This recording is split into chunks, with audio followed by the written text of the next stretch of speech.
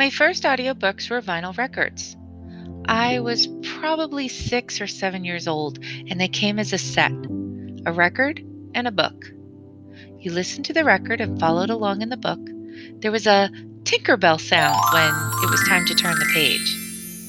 I didn't need the audiobook. I could already read the words, but I still loved listening and turning the pages with my brothers and sisters. As I got older, the technologies changed. Cassettes replaced vinyl, but the stories were still the same, at least in my house. The younger children in my family would still listen to these books, but I wasn't really interested in the audiobooks we had. I read real books. In my mind, audiobooks were for little kids or people who couldn't read or maybe blind people. Definitely not me. My next phase of audiobooks was actually making them myself. My brother and I were reading Even Cowgirls Get the Blues aloud to each other, but we didn't finish before he had to go back to school at Maritime. So I started recording myself reading the book onto a cassette player and sending the cassettes to him so he could listen at sea. A few years later, I did something similar, but as a teacher in New York City. One of my students in my 9th grade class couldn't read or write at all. At the time, books on tape were rare and expensive, and my school just didn't have the budget.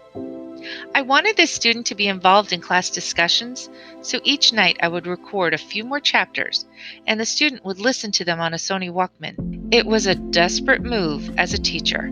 The first time I started listening to audiobooks for myself, I was well into my 30s. I was working in a school in East Harlem, but had moved back to Long Island. I was commuting 3 to 4 hours per day, round trip. This is before podcasts and satellite radio. I got a new car with a CD player, very high tech. There was only so much music I could listen to, and radio? Well, there was never anything good on the radio. I would rent audiobooks from the library because they were too expensive to buy. There weren't a lot of choices, so I would read whatever was available, often picking books that I wouldn't have read otherwise. Audiobooks required different skills. I needed to listen, really pay attention. It wasn't easy to jump back and skim pages if you missed something. Occasionally, traffic or navigation or a phone call would require me to re-listen to a passage. But over time, my listening skills got better and better. Eventually, audiobooks became my primary reading method. With the invention of the iPod, I could digitize books. I would still get CDs from the library, but I could convert them and load them onto my iPod in a matter of minutes. In 2008, I discovered an online service called Audible. For a small monthly fee, I could buy 2 audiobooks per month and save them to my iPod. If you needed more than 2 books per month, you could purchase them at a reduced rate, and they even had special deals for books under $5. This quite literally changed everything. There were more books available than I had ever seen before. I started picking books based on how long they were to make my monthly credits last longer. Interestingly, this also had me picking books that wouldn't have appealed to me if I were reading them in print. I guarantee I would never have made it through Atlas Shrugged otherwise. I remember being at a family dinner and talking about a book I had read.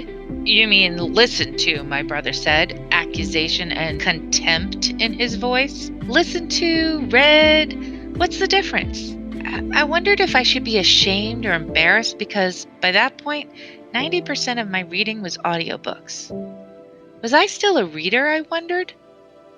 Actually, research shows that 1, yes, I am a reader, and 2, audio has so many benefits for reading and learning. A recent research study published in the Journal of Neuroscience demonstrated that, as far as your brain is concerned, it doesn't matter if you read a book or listen to it. Words tend to activate the same brain regions with the same intensity regardless of input.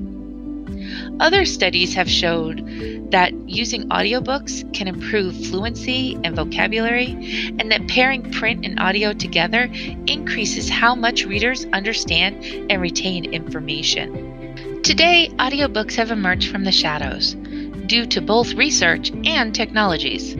They are more accepted as a reading option, and more teachers use them, especially with struggling readers. There are still people who tell me they don't like audiobooks or they can't follow along. I think I might have been one of them had it not been for my long commute.